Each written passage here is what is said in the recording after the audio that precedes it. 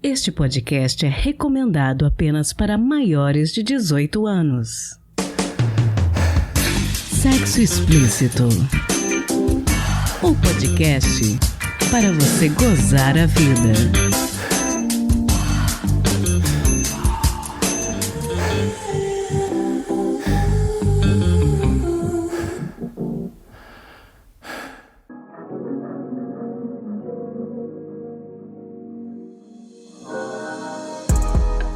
Taradinhos, tudo bem com vocês? Aqui quem fala é Priscila Armani e este é o Sexo Explícito, um podcast que acredita em todas as formas de amor. No episódio de hoje, um tema que desperta a ira de muitas pessoas em redes sociais, a não monogamia. Mas como aqui no podcast a gente busca sempre se aprofundar nos temas e nos debates, a gente vai falar da não monogamia e vai falar de como o direito brasileiro enxerga os relacionamentos não convencionais. Primeiro, eu bati um papo com o Newton Júnior, do portal e podcast Não Mono em Foco. E nós conversamos sobre não monogamia e não monogamia política, sendo este um conceito mais abrangente.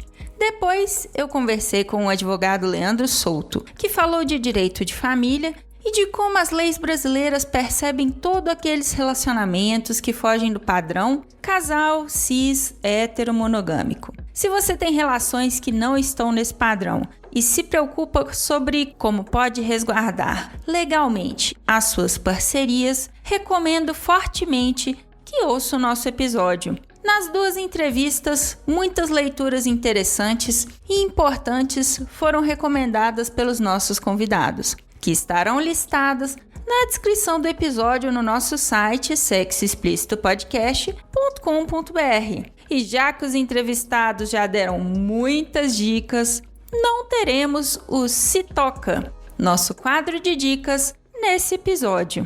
E antes das entrevistas, aquele aviso de sempre, se possível, não ouça este episódio pelo aplicativo musical Verdinho. E se você for nosso ouvinte pelo YouTube, agradeço imensamente se puder se inscrever no nosso canal Sexo Explícito Podcast e deixar o seu like, beleza? Então, bora pro episódio?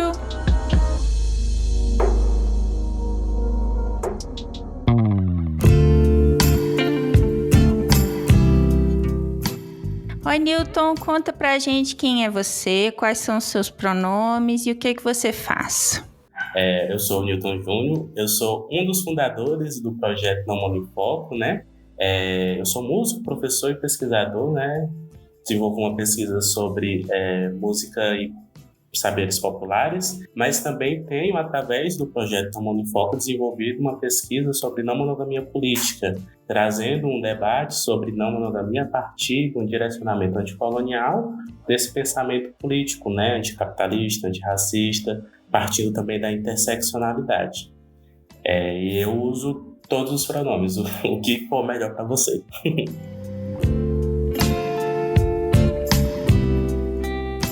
Bom, existe muita confusão no senso comum, em redes sociais, entre o que é relacionamento aberto, o que é poliamor e o que é não monogamia. Queria que você contasse pra gente, na sua percepção e vivência, o que é a não monogamia? Então, se a gente vai partir para uma conceitualização assim, com um referencial acadêmico, né, a gente tem até uma quantidade interessante de pesquisas no Brasil. A gente tem alguns nomes que são bastante citados, como o Borges Júnior, como o Pilão e a Mônica Barbosa, que vão trazer essa conceituação de não monogamia como sendo um termo guarda-chuva para modelos relacionais, para formas de experimentação e para direcionamentos, formas de pensamento que buscam romper de alguma forma com a monogamia. Nesse sentido, a não monogamia seria um todo que contém essas possibilidades. Aí a gente vai ter relacionamento aberto, a gente vai ter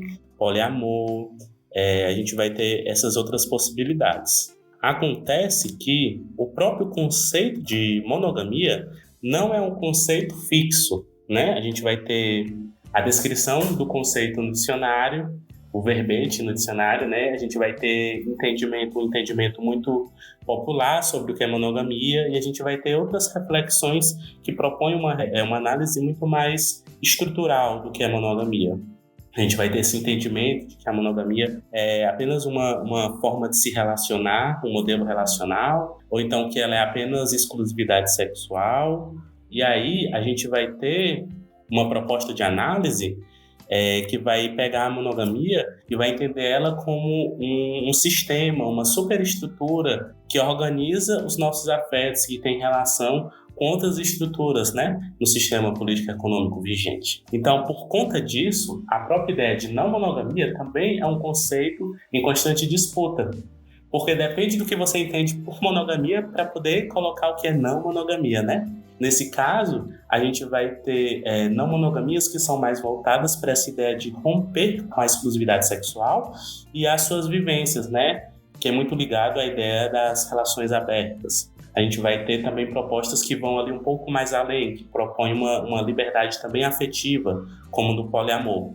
E aí a gente vai ter direcionamentos que são organizados a partir de um pensamento anti-monogamia, que entende a monogamia como uma superestrutura ligada ao capitalismo, por exemplo, ligada ao racismo, que cerceia a autonomia e que produz violências. Então a gente vai ter a anarquia relacional, por exemplo, e a proposta que o Não Mono em Foco tem trabalhado, que é a não monogamia política, que é um entendimento que parte do referencial, como eu disse anteriormente, né, do referencial anticolonial. Por isso que acaba que às vezes tem essa confusão com os termos, esses conceitos, por conta dessas possibilidades, né, de onde a pessoa vai partir, de onde você começa nessa caminhada, né? Para poder conseguir ir entendendo essas coisas. E aí a gente vai ter essas possibilidades. Mas elas têm sido trabalhadas e têm sido apresentadas, inclusive, não é uma coisa nova, é uma coisa que vem sendo construída há bastante tempo. Queria te pedir para você falar um pouquinho a respeito da não monogamia política, que eu acho que ela é uma não monogamia que vai além do que o senso comum chama de relacionamento romântico, né? Porque às vezes a gente pensa monogamia, igual você estava explicando, só questão de relacionamento romântico. Explica pra gente um pouquinho a respeito do que é a não monogamia política. Então, junto das pessoas que me ajudaram a fundar o Não Mono em Foco, né? A gente veio de um lugar muito específico de vivências por sermos todos pessoas negras e indígenas. Nesse caso, a gente partiu de uma análise que fosse possível para as nossas vivências, né? Enquanto pessoas negras, indígenas, também LGBT, também pessoas com deficiência, né? Pessoas neurodivergentes. Nenhuma de nós éramos pessoas ricas, todo mundo ali da periferia, do campo do interior. Então, a gente partiu de um processo de análise da monogamia, que é um entendimento histórico e político dela, entendendo como ela surge, como ela se organiza no tempo e como ela impacta nossas relações no agora, né? A gente vai ter trabalhos como desde Engels, né, com a origem da família, da propriedade privada do Estado, Kollontai na Revolução Russa, Emma Goldman, que é uma anarquista famosa. A gente vai ter trabalhos de Gayle Rubin, Sylvia Federici, Angela Davis, Bell Hooks, trabalhando a ideia do casamento, a relação familiar, essas hierarquias familiares, essa relação do trabalho reprodutivo e doméstico, como a Sylvia Federici vai trazer o trabalho reprodutivo e doméstico não remunerado, a maneira como a Gayle Rubin vai falar do trabalho de cuidado e a maneira como o capital se apropria desse trabalho. Então a gente vai ter uma série de construção histórica analisando o quanto a monogamia tem ligação, por exemplo, com a propriedade privada, com a proteção dessa propriedade privada, com a manutenção de papéis de gênero e de relações de poder muito explícitas, né, ligadas ao patriarcado, por exemplo. Da mesma forma, se a gente traz esse referencial do pensamento anticolonial, a gente vai ter uma análise que vai se debruçar por entender como é que a monogamia chega nesse território que passou a ser colocado como Brasil, né? Passou a ser chamado de Brasil. A gente tinha e tem diversos povos originários nesse território, vivendo formas relacionais diferentes. Ainda que fosse a 2 pessoas ou mais pessoas, não era a mesma lógica da monogamia. Tem uma referência interessante, que é o Guilherme Felipe, que ele tem um artigo que o nome é Casar Sim, mas Não para Sempre. O matrimônio cristão e as dinâmicas culturais indígenas nas seduções do Paraguai. E aí ele vai falar de como, quando os jesuítas se depararam com as formas de relacionamento dos povos indígenas, nesse caso ele vai falar bastante do povo Guarani, esse povo tinha relações entre dois indivíduos apenas, mas os jesuítas não consideravam aquela forma de relacionamento um casamento e nem consideravam monogamia, mesmo que fosse a duas pessoas, porque o senso comum costuma associar um relacionamento a dois como monogamia, né? Por que os jesuítas não consideravam essas relações casamento nem monogamia? Porque eram relações facilmente contraídas e facilmente rompidas, bastava o desejo. Para os jesuítas, o casamento, a monogamia, ela tem um fator que é um fator histórico de como se organiza a monogamia e o cristianismo, que é o de não poder se romper essa relação e dela ter uma lógica muito contratual, que é um contrato assinado perante Deus, né? Então, durante todo o processo de catequização, que é um dos braços do processo de colonização, a gente teve a imposição do que os pensadores anticoloniais vão chamar de monocultura das ideias. A gente teve a imposição de uma única forma de se relacionar, de se vestir, de adorar. Então, a monogamia faz parte dessas monoculturas. Como se a gente tivesse um terreno muito grande, com várias árvores e várias plantas produzindo coisas diferentes, que eram as formas de se relacionar diferente. A catequização e a colonização veio, cortou tudo isso e plantou ali só soja, só uma única forma de se relacionar, só monogamia. A ponto de isso estar no nosso imaginário até hoje. Muitas vezes a gente encara a monogamia como uma forma natural, assim, como se tivesse nascido ali numa planta, né? De tão natural que é. E isso também faz parte do nosso ordenamento jurídico. A construção do ordenamento jurídico brasileiro, a própria Constituição, que supostamente fala de um Estado laico, vai trazer uma noção de família que é a monogâmica. O adultério era crime até 2005. Bigamia é crime previsto no Código Penal. Pena de reclusão de 2 a 6 anos ainda é crime. Não é permitido, pela jurisprudência brasileira, você ter duas relações estáveis, por exemplo, né? A Geni, ela tem um artigo, Geni Nunes, que é uma pesquisadora colonial, ela tem um artigo que é Monogamia e Anticolonialidades, e ela traz uma perspectiva indígena para isso tudo, e nesse artigo ela vai falar justamente dessa relação que a colonização, o colonialismo e as colonialidades têm com a organização da monogamia, né? Então, partindo desse referencial anticolonial, mas também desse referencial do feminismo negro, da construção interseccional e de uma análise feminista, né? Que vai trazer esse entendimento do trabalho doméstico, reprodutivo, da maneira como se organiza essas relações familiares, é que a monogamia política surge. Ela surge do pensamento anticolonial, das interseccionalidades, e se dá justamente num lugar que vai questionar aquela pergunta que às vezes as pessoas fazem. Eu sou não mono ou eu estou numa relação não mono, né? Identidade é um tema complexo. E uma das coisas que motivou a gente a construir a monogamia política foi o entendimento de identidade política, que é um entendimento da psicologia que vai falar da construção de uma identidade que se associa a lutas por emancipação individual e coletiva.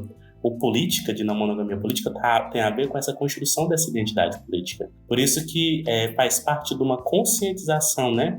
De uma tomada de consciência de como se organiza essas relações, de como se organizam essas estruturas, de como elas estão interligadas. Então, a não monogamia política ela é a proposta de um direcionamento na construção das relações.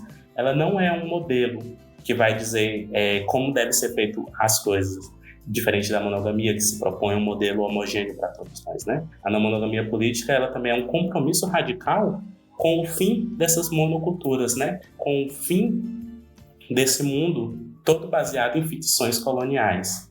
E por isso que ela é uma proposta para além apenas das relações afetivos sexuais.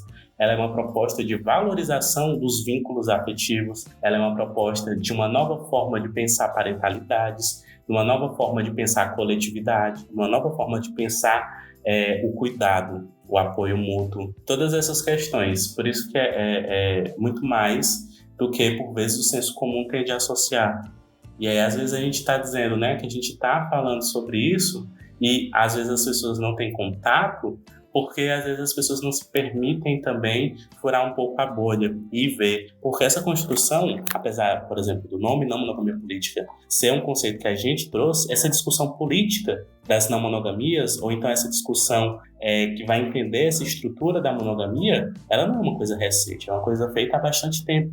A Geni Nunes, ela tem uma fala muito interessante quando ela traz que a resistência à monogamia nesse território que foi chamado de Brasil é uma resistência ancestral, porque é uma resistência à imposição que se deu através da catequização do período da colonização e que se dá até hoje, né? Porque esses processos de catequização e de colonização ainda estão presentes. Então, a não monogamia política é a organização disso, desses pensamentos e dessa proposta.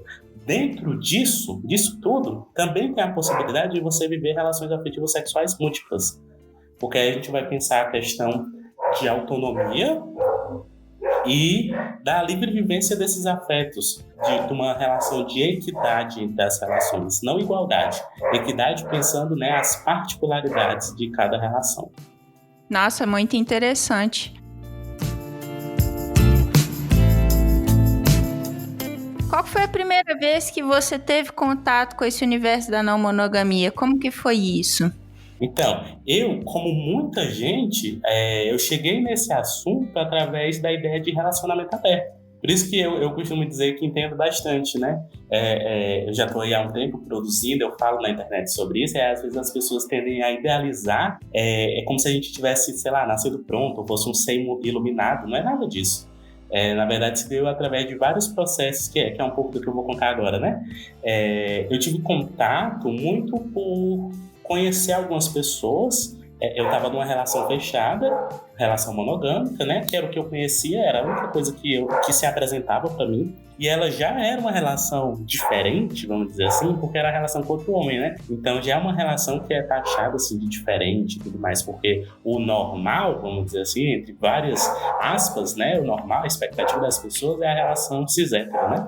Então, eu fui vendo algumas pessoas conhecidas que, por exemplo, tinham a abertura para ficar com outras pessoas, não necessariamente transar ou não necessariamente se relacionar afetivamente, mas que, por exemplo, estava numa festa, podia ficar, ou então eu estava com os colegas na faculdade e essa pessoa tinha um companheiro, mas ficava com outras pessoas ali naquele momento de descontração junto com a galera. E aí isso foi me trazendo várias curiosidades, né? A minha relação aqui que eu tava, a relação monogâmica que eu tava, nunca foi uma relação assim muito cheia desses ciúmes que é muito esperado socialmente assim. A gente sempre falou muito sobre achar outras pessoas atraentes, interessantes. Então, e a gente sempre conversou muito. Então, isso foi muito tranquilo de trazer para conversar, né?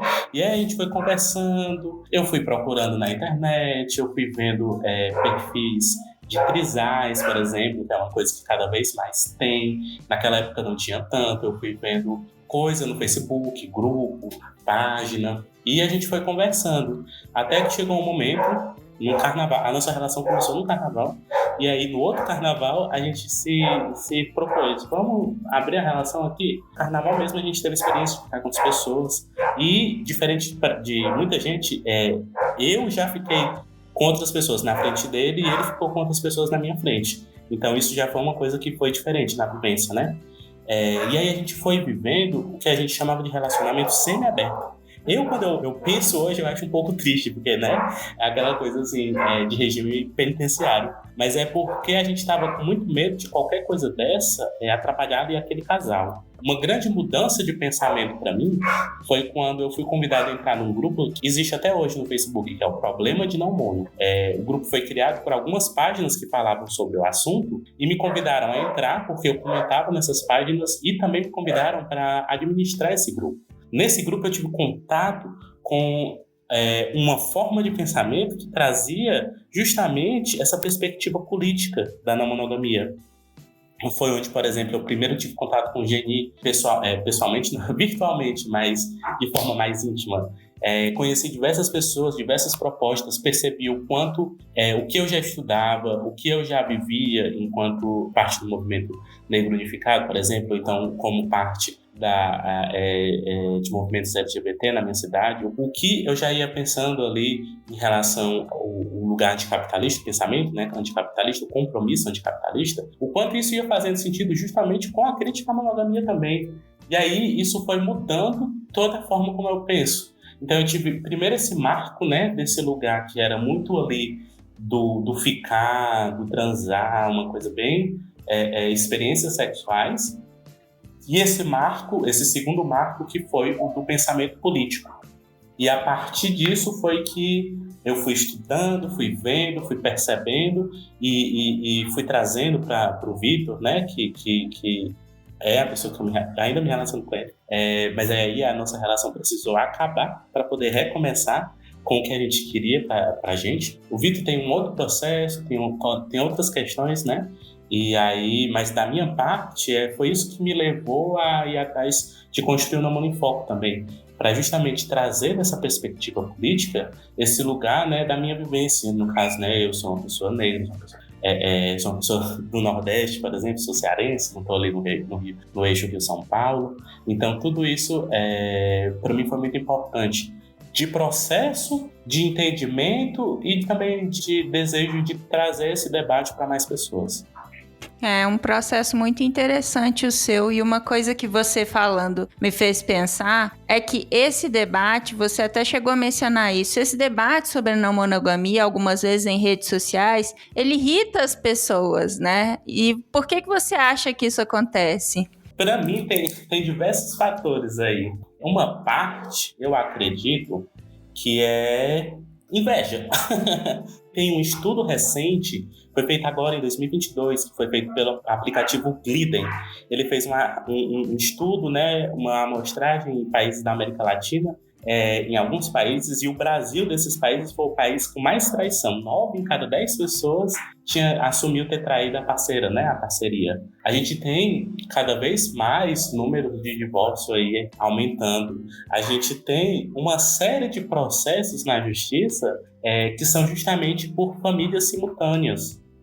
Chama de concubinato impuro. Então, a traição, essas famílias paralelas, essa possibilidade ali de relacionamento com outras pessoas, isso já é uma realidade e está na cabeça das pessoas. Só que existe uma hipocrisia muito grande, porque enquanto isso é feito às escondidas, isso vai sendo tolerado.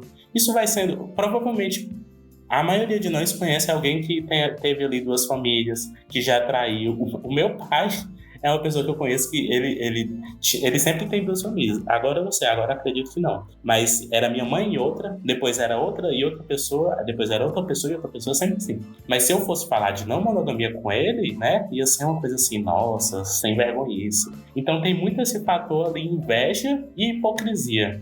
Porque é como se não fosse possível assumir essa concomitância de forma honesta. É uma concomitância que só pode existir ali se ela for tanto imoral quanto recriminosa, né? E existe também esse componente que é do nosso imaginário cristão, porque a lógica cristã, ela não vai assumir essa possibilidade, né? Apesar de no Velho Testamento ter, o que a gente tem hoje dado como casamento, né, cristão, é a monogamia. Assim como a gente falou sobre esse componente jurídico, a única forma de se relacionar legalizada no Brasil é a monogamia. Para você acessar direitos, você precisa ter um relacionamento monogâmico. Então, tem toda essa coerção social. Então, a resposta das pessoas a esse incômodo é quase que uma reação natural por conta dessa coerção social. E para mim também existe muito esse fator de inveja ali e hipocrisia que permeia as pessoas. Nossa, eu concordo 200%.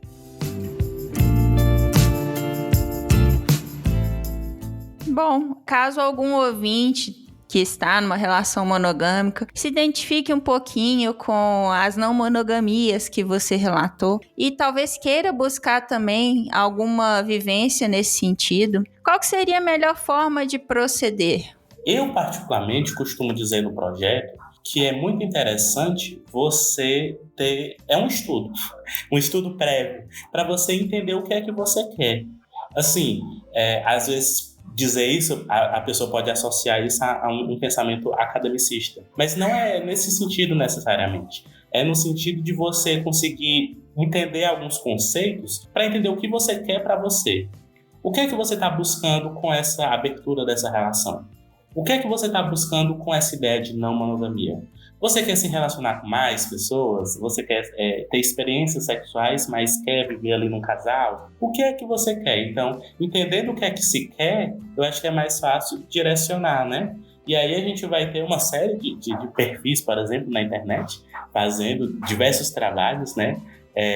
No caso, tem o perfil do projeto Não Mono em Foco nas redes sociais, e a gente tem um site, a gente tem uma produção que tem artigo, tem tradução, tem entrevista, tem podcast, justamente trazendo essas reflexões em formatos diferentes para poder incentivar, né, essa construção desse pensamento.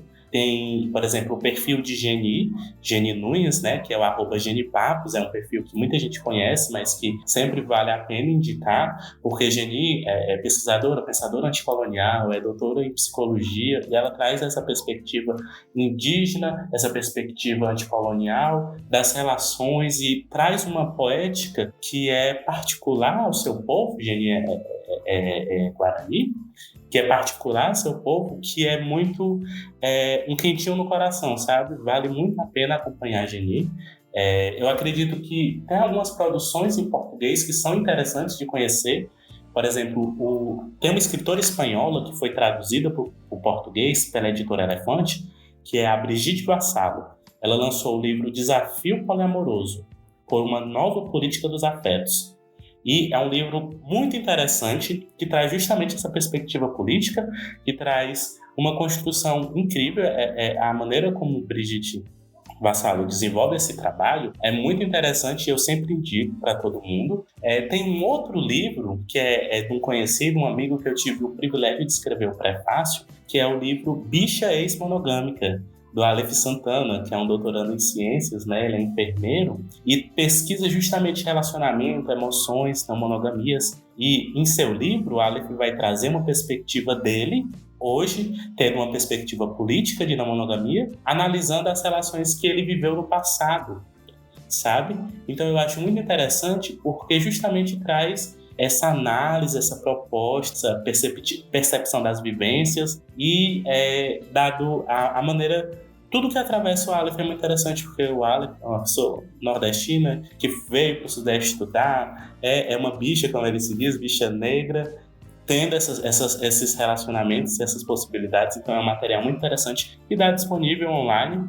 Eu acredito também que espaços de troca, grupos de WhatsApp, grupos de Facebook, grupos de Telegram, eles são espaços interessantes para você conhecer pessoas não mono, não no sentido necessariamente ali de criar uma relação mais íntima, mas no sentido de trocar com pessoas que têm uma vivência semelhante à sua, ou pessoas que têm uma vivência semelhante ao que você quer para você. E aí você vai percebendo que tem muita gente que vive isso, que tem muita gente que está construindo isso, que os seus problemas, os seus medos, as suas inseguranças não são exclusivas suas. Muita gente passa por muitas coisas parecidas, e aí você vai podendo trocar e, inclusive, sentir esse acolhimento, né? No caso, o Não Mono em Foco, ele tem grupo no WhatsApp, tem grupo no Telegram, tem grupo no Facebook, mas a gente tem uma perspectiva que é muito direcionada a esse pensamento político. Tem acolhimento, tem desabafo, tem ali os abraços virtuais,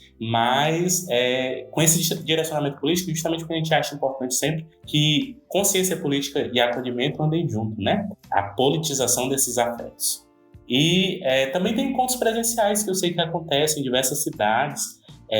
Recentemente a gente no projeto promoveu um em São Paulo, promoveu um em Belo Horizonte, pretende em breve fazer em Fortaleza, em Natal, em Salvador, e onde a gente conseguir ir, onde o dinheiro permitir, porque a gente obviamente consegue ajuda com as pessoas, mas também parte muito do nosso bolso, né, para conseguir fazer isso. Mas para a gente é muito importante usar a visibilidade do projeto para poder permitir construir esses momentos de interação que vai tornar possível que as pessoas construam essas redes de apoio e afeto, né? Eu acho que muito disso vai ajudando a localizar o que você quer, e você vai entendendo o porquê dessa sua escolha. Fantástico. Newton, eu quero te agradecer muito por ter conversado com a gente a respeito dessa questão, de uma forma fugindo desse lugar comum, né, que as pessoas tendem a, infelizmente, colocar só o viés de putaria em cima de não monogamia, né, e aí você trouxe outras reflexões, trouxe aspectos que, de fato, são o tema que interessa, né. Então, eu queria te pedir para você deixar também seus endereços pessoais nas redes sociais para os interessados em continuar essas conversas. Primeiro, eu queria só agradecer o espaço, eu que agradeço, eu acho sempre muito bom poder falar sobre, trazer essa perspectiva também, assim. Eu, particularmente, sou muito da putaria, amo, adoro, não tenho nenhum problema. É aquela coisa, né? Política e tesão dá para andar juntos também. E é justamente isso que eu acho que é possível de se fazer, né? Trazer essa reflexão, falar para quem quer transar, falar sobre para quem não quer sexo, sobre não ter sexo, falar sobre quem quer ter 35 namorados e falar com quem não quer ter 35 namorados, mas essa percepção de uma coisa que é maior que a gente, né? De como as nossas relações não se dão num vácuo social, elas estão interligadas a outras questões e é importante a gente conseguir ir percebendo isso, né? E aí, eu vou deixar primeiro os arrobas do projeto, do Não Mono em Foco, que é justamente isso, Não Mono em Foco, no Instagram, no Facebook, no Twitter, o nosso site, que é o www.naomonoemfoco.com.br. No podcast é o Não Mono Pod, só que aí escreve assim, NM Pod. A gente está na Anchor, no Google Podcast, no Spotify. E, particularmente, as minhas redes sociais, né? Por exemplo, meu Instagram, não posto muita coisa, eu posto muita coisa de gatinho. Se vocês quiserem ver vários memes de gatinhos. E o arroba é o mesmo do Twitter. Aí no Twitter eu costumo falar mais sobre, desenvolver mais, que é @whats, né? _ Newton. Whats é WHATS, né? Aí o _ Newton. Sensacional. Muito obrigada por ter conversado com a gente. Você deu muitas dicas, falou de muitos artigos, textos, livros. E eu quero esclarecer os ouvintes que tudo vai estar na descrição desse episódio lá no sexoexplicitopodcast.com.br. Obrigada, viu, Newton? Eu que agradeço.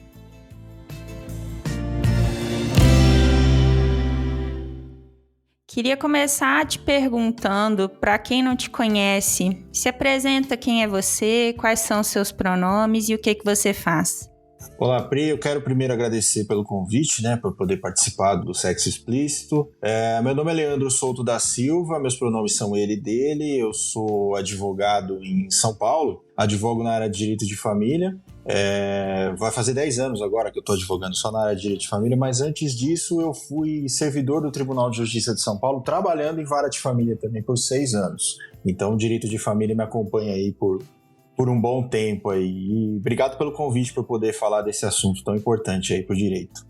Eu que agradeço você ter topado participar. Bom, eu queria começar te perguntando o seguinte: o direito brasileiro, ele considera a existência de relações não monogâmicas? Olha, essa resposta eu te dou assim com extrema dor no coração, porque a gente teria tudo para ter um direito muito menos conservador no Brasil, né? A evolução do direito de família, principalmente. O direito de família ele é um ramo mutável e ele acompanha as evoluções, deveria, pelo menos, acompanhar as evoluções da sociedade. Mas o nosso direito, ele rechaça uniões não monogâmicas, né? Então, nós tivemos recentemente decisões, inclusive uma decisão esse ano do STJ, negando o reconhecimento de uma união estável paralela a um casamento, por exemplo, né? E em 2020 nós tivemos também uma tese fixada pelo Supremo Tribunal Federal, que inclusive, para quem quiser pesquisar, é o tema 529 do STF, onde consagra, com todas as letras, ipsis literis, diz o seguinte, que um dos princípios do casamento no Brasil é a monogamia, o casamento monogâmico. Então, assim, é muito triste para quem advoga nessa área perceber decisões conservadoras como essa, né? Porque o direito, principalmente o direito de família, ele é um ramo que está sempre mudando, sempre deveria acompanhar as mudanças sociais, as novas convenções sociais, mas, infelizmente, o nosso direito e o nosso judiciário ainda não reconhece as uniões não monogâmicas como não dá muita proteção jurídica para essas relações não monogâmicas. Então a gente pode dizer que o direito brasileiro ele não resguarda relações não convencionais. Não resguarda relações não convencionais, o que não quer dizer em relação a eventuais filhos que advinham dessas relações não convencionais. Mas o direito brasileiro ainda e eu repiso isso, é muito triste para quem trabalha com o direito brasileiro, ele é muito conservador ainda, né? E, enfim, por motivos outros aí, ele vem endurecendo mais ainda. Então, as relações não convencionais, por mais que a gente hoje tenha vários conceitos novos de família, né? Dentro do direito de família, principalmente, a gente não trabalha com o conceito daquela família pai, mãe e filho. A gente tem vários outros conceitos de família, mas o judiciário ainda tem uma certa resistência em reconhecer, em dar proteção jurídica a essas relações não convencionais, infelizmente.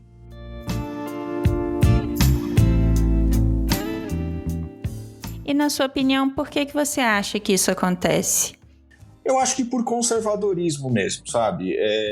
Nós vivemos como eu disse para vocês, o direito de família ele é um ramo em mutação constante. Então, hoje a gente vê uma coisa, amanhã a própria mutação social já mostra que a gente tem que mudar a nossa forma de pensamento, mas o judiciário não acompanha esse pensamento porque ainda é preso a alguns conceitos. Para vocês terem uma noção, o nosso Código Civil mudou em 2002.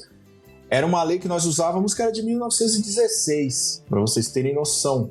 A gente foi mudar realmente, foi colocar uma lei mais atual em 2002. Então a gente tinha, até um certo tempo atrás, para vocês terem noção, o adultério ainda era crime no Brasil. E eu não estou falando há um tempo atrás, assim, 40 anos, não.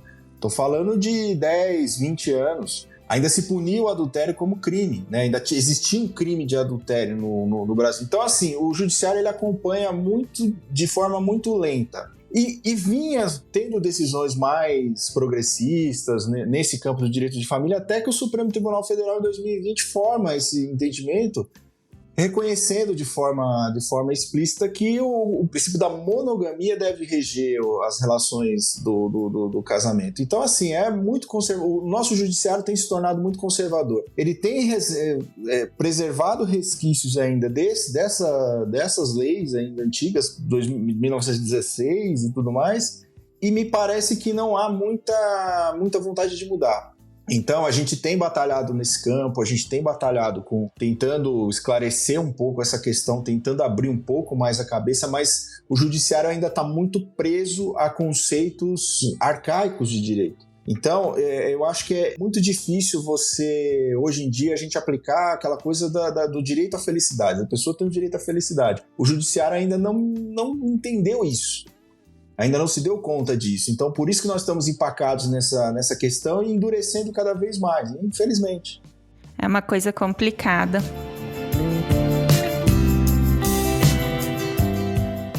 Uma coisa que eu queria te perguntar também é o seguinte: pessoas, então, que estão em relações, em formatações que fogem do convencional, quais as providências que elas podem tomar para terem os seus direitos resguardados? Essas pessoas, do ponto de vista patrimonial, é possível que as pessoas tenham patrimônio conjunto, né? Isso só não vai ser reconhecido como uma união. Mas é possível a junção de um patrimônio comum. Isso é possível. Há um tempo atrás, existia um caminho em que era possível você colocar na certidão de casamento, por exemplo, 2 maridos, 2 mulheres, enfim. Era possível fazer isso, mais de um. Mas isso foi derrubado pelo Supremo. Então hoje é difícil você chegar e falar assim, pessoas que estão nessa situação de relações afetivas em formatação, como elas podem buscar os direitos do ponto de vista de registrar isso como uma união. Eu acho assim, é extremamente difícil que isso aconteça. O que a pessoa pode fazer é o seguinte, ela se resguardar de outras formas, por exemplo, no campo patrimonial. É óbvio que se nós temos uma união, por exemplo, de 3 mulheres, é possível que essas 3 mulheres tenham um patrimônio comum. Né? É possível que elas registrem um patrimônio em nome delas de forma igualitária ou não. Mas isso foge da questão afetiva, casamento, união, e passa a ser uma questão patrimonial que foge até o direito de família. Isso já entra no campo do direito civil, foge um pouco do direito de família. Mas é possível se resguardar esse patrimônio, mas não reconhecendo essas relações amorosas em formatação como uma união protegida como casamento ou união estável, por exemplo, né? Mas do ponto de vista patrimonial é possível que essas 3 mulheres, por exemplo, adquiram um patrimônio e registrem em nome delas. Isso é plenamente possível. Ninguém vai impedir que seja registrado isso pelo fato de simplesmente serem 3 mulheres. Esse patrimônio pode ser registrado no nome das 3. O que não quer dizer que isso vai configurar uma união estável. Aí já é um passo mais difícil a se conseguir. Isso que você está falando também se aplicaria em casos, por exemplo, de herança ou de partilha entre mais de um cônjuge? O STJ recentemente também... A gente trabalhava antigamente com um conceito que ele cresceu durante muito tempo, que era o conceito chamado triação. A gente fala hoje em meiação, ou seja, metade de um cônjuge, metade do outro cônjuge em caso de separação ou, enfim, dependendo do regime de casamento, no caso de morte, né? O Superior Tribunal de Justiça, ele derrubou essa possibilidade quando ele diz o seguinte, ele diz, olha, mesmo que haja uma união estável paralela ao casamento, o patrimônio da pessoa em comum que compõe tanto o casamento quanto a união estável não vai ter essa proteção do ponto de vista da união estável. Esse patrimônio vai entrar só no casamento. Então não é possível fazer uma partilha entre a esposa e a companheira, por exemplo, ou o esposo e o companheiro. Então, assim, o que nós temos que avaliar é o seguinte: se essas uniões em formatação forem simultâneas, se a gente não tratar isso do ponto de vista patrimonial apenas, se forem simultâneas, nós vamos ter o impedimento do regime de bens, por exemplo. Por quê? Vamos imaginar que seja o regime do casamento seja o da comunhão parcial de bens. E tem a existência de patrimônio comum aqui e a companheira também queira a partilha desse patrimônio, ela não vai conseguir, né? Porque existe já o casamento que puxa a regência desse regime de casamento, desse regime de bens, desse regime patrimonial. Então, assim, o que os tribunais fizeram, tanto o STJ quanto o STF, foi dar um nó, assim, horrível nessas relações de formatação, porque, assim, é como se eles dissessem o seguinte: nem tentem, nem se aventurem, porque nós não podemos fazer, vocês não vão ter direito patrimonial aí, vocês não vão. E é óbvio que isso vai descambar para uma queda de braço judicial, que muitas vezes quem vai perder é aquela terceira pessoa. Porque aí vai ter que se provar que aquele bem foi adquirido por esforço comum, mas tem juízes que entendem que pelo simples fato de existir um casamento ou uma união estável, que não é a paralela, não é aquela segunda, ela exclui essa possibilidade dessa segunda pessoa, dessa terceira pessoa entrar na partilha de bens. Então, é nesse caminho que está agora. Se nós estivermos falando aí de uma relação que não existam assim duas paralelas, por exemplo, a pessoa é casada e ela tem uma união estável, mas são 3 pessoas ali desimpedidas, de certa forma, do ponto de vista jurídico, né, que eu estou dizendo, elas podem registrar imóveis em seu nome, podem registrar bens em seu nome, tudo, então isso não tem impedimento. O que impede é realmente o vínculo, até porque no Brasil a gente ainda tem um crime chamado crime de bigamia, né? Infelizmente, que o crime de bigamia nada mais é do que o registro da pessoa casar de novo, a pessoa sendo casada, casar novamente, né? Sem divórcio, sem aquela extinção daquele casamento. E essas duas decisões amarram um pouco a gente nesse sentido e torna a coisa muito mais complicada pra gente. Eu estava aqui pensando que talvez se a pessoa ela tiver interesse, por exemplo, ela tem bens e ela tem várias parcerias e ela quer deixar esses bens para essas parcerias, talvez se, por exemplo, ela fizer um testamento, né, sem especificar vínculo, talvez desse certo dessa forma. Você acha que é possível? É possível, desde que ela não tenha herdeiros necessários. Por exemplo, essa pessoa que vai transferir esses bens em testamento, ela pode dispor de todos os bens dela se ela não tiver herdeiros necessários. Por exemplo, se ela não tiver filhos ou não tiver, na inexistência de filhos, não tiver pais vivos e tudo mais. Se ela tiver filhos ou pais, o que também é uma questão que nós, no direito de família, a gente questiona muito. Nós questionamos muito isso porque a pessoa que tem herdeiros necessários, ela só pode dispor de 50% do patrimônio dela. Então ela não pode simplesmente chegar assim. É uma coisa que eu defendo, exatamente isso que você está dizendo. A pessoa chegar e poder fazer com os bens dela o que ela bem entender. Então ela poderia eventualmente fazer um testamento e deixar em nome desses companheiros, dessas relações afetivas que ela tem. Poderia, muito bem, desde que ela não tivesse herdeiros necessários, que são filhos ou pais, né, vivos ainda. Mas o testamento, em não havendo esse impedimento, uma boa saída para quem pretende dar uma proteção patrimonial para essa relação que ela tem, né? Então é uma saída interessante. E aí, falando um pouquinho também, indo um pouco além disso, pensando também em questão de guarda compartilhada, o registro de crianças. Atualmente é possível que a lei indique mais de 2 pessoas como responsáveis ou pais e guardiões? Quando a gente fala de direito dos filhos, aí a gente parte para um outro caminho, aí a justiça já é um pouco menos conservadora, né? Porque a gente tem o conceito de multiparentalidade. Ou seja, é possível sim que aquela criança tenha no registro de nascimento o registro de 2 pais e uma mãe, 2 mães e um pai, 3 mães, 3 pais, é possível sim. Por quê? Porque o princípio que vai reger essas relações de parentesco é basicamente o amor, principalmente, né? Então, nesse ponto, a justiça ela é liberal, ela já pensa mais adiante. Então, é possível, sim, que haja uma guarda compartilhada aí que mais de uma pessoa, até um registro de nascimento. Então, a pessoa pode ter hoje mais de 2 pessoas no seu registro de nascimento. Se é uma pessoa maior, que ela comprove que aquele é o interesse dela, e se é uma criança ou adolescente, que aquela outra pessoa que vai ser incluída no registro tem uma relação de amor como se fosse pai ou mãe, né? Que aquela pessoa é reconhecida, tem um reconhecimento de paternidade ali, amor, afetiva, né, em relação àquela pessoa, tem um reconhecimento de um vínculo amoroso com aquela pessoa. Então, do ponto de vista da filiação, é plenamente possível você tratar a multiparentalidade. Nós chamamos isso de multiparentalidade. Isso é plenamente possível. Os tribunais e juízes já têm reconhecido essa possibilidade. Nesse ponto aqui, eu digo que é uma felicidade muito grande a gente poder dizer que, realmente, para a proteção dos filhos, a multiparentalidade é um excelente instituto para ser aplicado. Isso é muito bom. Essa pergunta surgiu porque eu fiquei pensando, por exemplo, se eu tivesse um filho e tivesse 3 parceiros, e aí acontecesse alguma coisa comigo e eu fosse para o hospital, e aí um desses parceiros ficasse responsável pela criança. Eu sei que escola e outros locais exigem juridicamente que o responsável tenha algum tipo, né, de relação, né?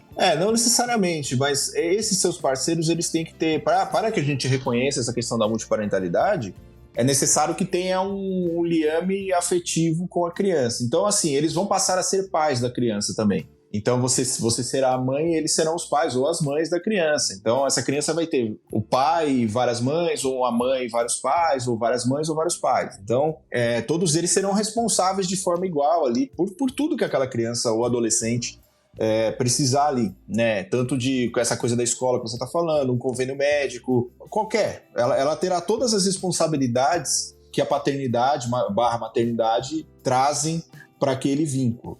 Agora, quando não há esse reconhecimento, a gente esbarra mais uma vez nessa questão de talvez exigirem uma comprovação de um vínculo ali marital ou de união estável, mas é possível sim que seja feito o reconhecimento judicial dessa paternidade ou maternidade de vários parceiros aí ao mesmo tempo, desde que se comprove que há um vínculo ali, há um liame afetivo entre a pessoa que vai entrar na certidão de nascimento e aquela que vai receber como pai ou como mãe aquela pessoa.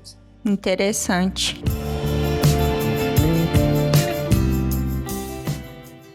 Quais leituras ou conteúdos você recomendaria para pessoas não monogâmicas que estejam interessadas em resguardar os seus direitos e de suas parcerias e queiram saber mais sobre esse tema?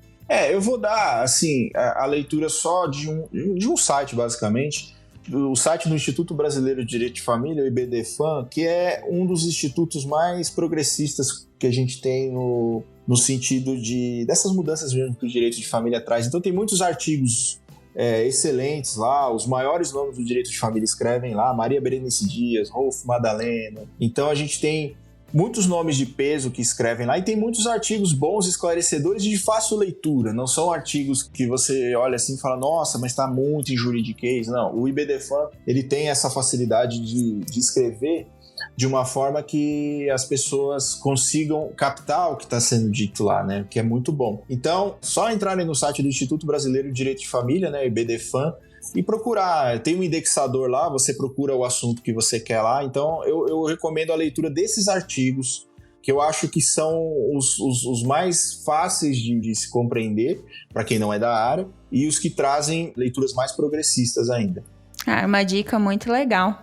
Bom, Leandro, eu quero te agradecer muito por ter conversado com a gente rapidinho sobre esse tema que ainda é pouco debatido, e eu queria te pedir para você deixar os seus contatos, suas redes sociais, para quem tiver interesse em continuar essa conversa em outros espaços. Bom, gente, eu quero agradecer também o convite. Priscila, adorei muito a conversa, gostei muito da conversa aqui. Eu estou sempre à disposição, quando vocês quiserem falar de outros assuntos, eu estou à disposição. Nas minhas redes sociais, Twitter e Instagram, é o mesmo arroba, é @soltoverso, solto com U, Solto Verso. Podem me procurar lá, e quem tiver alguma dúvida sobre esse assunto ou outros assuntos, eu estou sempre à disposição, é só me mandar mensagem lá, a gente conversa. E mais uma vez, muito obrigado aí pelo convite e pela oportunidade de poder falar desse assunto tão importante aí pra gente, né, pra todo mundo. Eu que agradeço, e para os ouvintes a gente vai deixar na descrição desse episódio lá no nosso site, sexoexplicitopodcast.com.br, todos os contatos do Leandro e também o site que ele recomendou.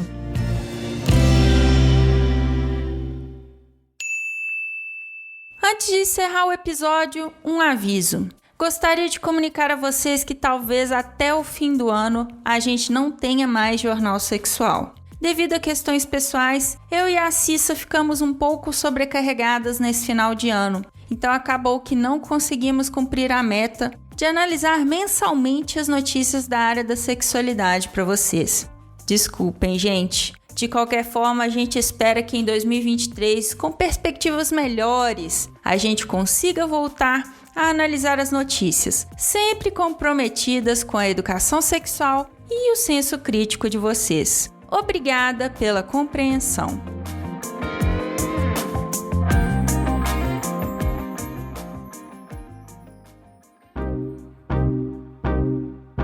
E este foi mais um episódio do podcast Sexo Explícito. Foi bom para você?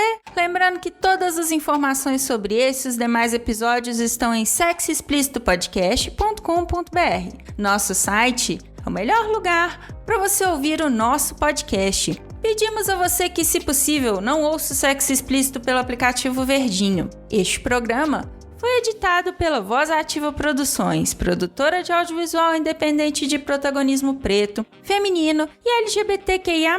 Conheça mais no Instagram @VozAtivaProd. Quer ser meu contribuinte? Você tem duas opções: pelo nosso Apoia-se em apoia.se/Sexo Explícito Podcast e pelo Pix do podcast, que é também o nosso e-mail de contato, sexoexplicitopodcast@gmail.com. Este episódio não seria possível sem os meus contribuintes do mês de outubro: André Santos, Conto Sexo Livre, Dri Cabanelas, Edgar Egawa, Leonardo Barbosa, Magno Leno, Patrícia Canarim e Rogério Oliveira. Obrigada demais por apoiarem Mulheres Podcasters. Estamos no Instagram no @Sexo Explícito Podcast, e você também pode me ouvir em qualquer agregador de podcast de sua preferência, além do Deezer, iTunes, Google Podcast e também no YouTube. E aí, o que você está esperando? Bora gozar a vida? Beijo!